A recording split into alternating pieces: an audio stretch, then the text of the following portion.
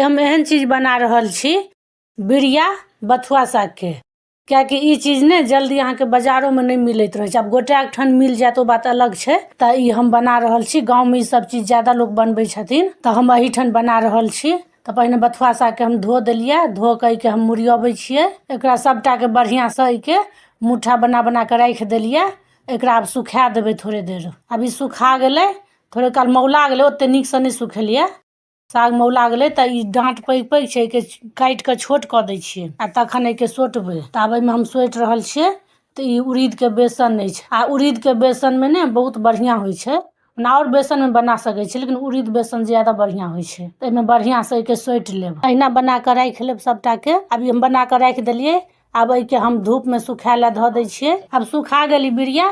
अब एके हम सब्जी जहिया बनेबे त अहाँ सबके देखा देब। वीडियो पसंद आवे वीडियो के लाइक कर देबे, चैनल के सब्सक्राइब कर देबे। धन्यवाद।